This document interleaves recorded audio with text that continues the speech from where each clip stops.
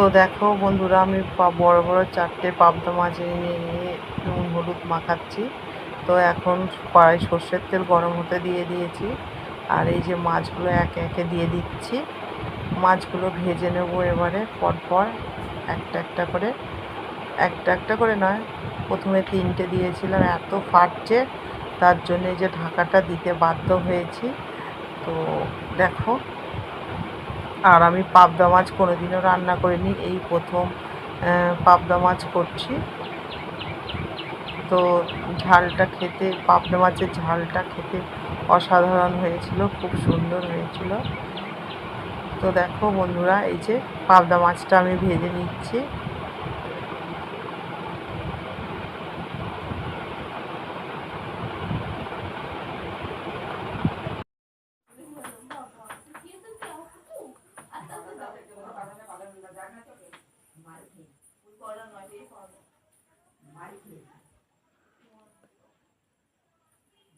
দেখো বন্ধুরা, মাছটা লাল লাল করে ভাজা হয়ে গেছে। এবারে আমরা মাছটা এক এক করে তুলে নেব আস্তে আস্তে করে, কারণ নরম মাছ, এটা বেশি করতে গেলে ভেঙে যাবে। তো দেখো, একটুও ভাঙেনি, গোটা গোটাই আছে।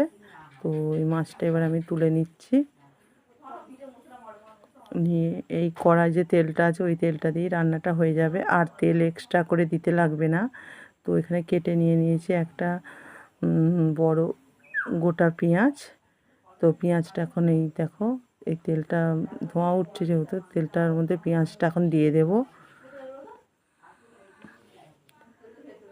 দিয়ে একটু নাড়াচাড়া করব, করে একটু গোল্ডেন কালার হলে তখন দিয়ে দেবো আমি, দেখো কি দিয়ে দেবো দেখাচ্ছি তোমাদেরকে। আমি ভয়েস ওভার দিচ্ছি।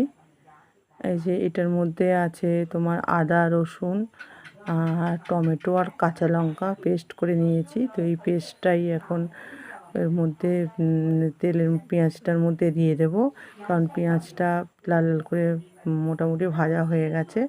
বেশি ভাজলে আবার গলবে না, গোটা গোটা থাকবে। তো সেই জন্য এখন এই পেস্টটা দিয়ে দিচ্ছি এর মধ্যে। দিয়ে এবার একটু নাড়বো, মানে ঘাঁটবো আর কি। আর যেটা বলছিলাম,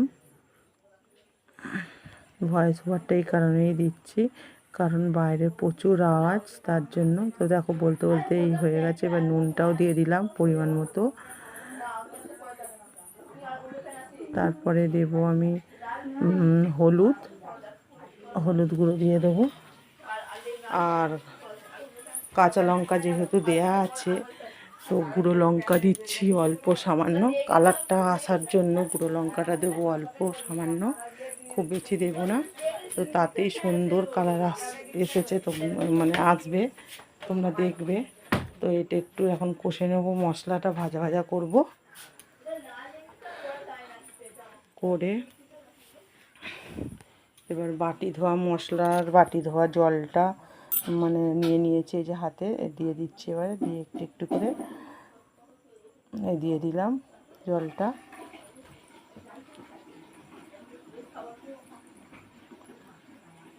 দিয়ে এবার ঝোলটা দেখো টকবক করে ফুটছে। এর মধ্যে এবারে একে একে মাছগুলো সব ছেড়ে দেব। 4টে মাছ ভেজেছি, কিন্তু দেবো আমি 3টে মাছ, একটা দেবো না, একটা আমার ছোটো মেয়ের জন্য রেখে দেবো। তো এই ঝালের মধ্যে দিয়ে দিচ্ছি, 3টে মাছই দিয়ে দেবো।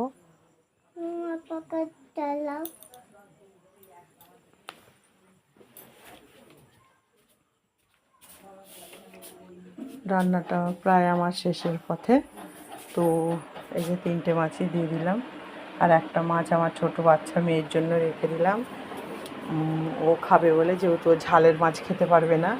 এটা মনে হচ্ছে, দেখে মনে হচ্ছে খুবই ঝাল হবে, কারণ ঝাঁঝ বেরিয়েছে প্রচুর। তো এই দেখো, ঝোলটা প্রায় ফুটেও গেছে, এবারে নামানোর সময় হয়ে গেছে। তো এবারে আমি এটা মাছের ঝালটা নামিয়ে নেব, হয়ে গেছে মাছের ঝালটা কমপ্লিট। এই রান্নাটা তোমরা অবশ্যই বন্ধুরা ট্রাই করো, কারণ এটা শুকনো গরম ভাত দিয়ে খেতে অসাধারণ লাগে। আর রান্নাটা হয়েছিল খুব সুন্দর।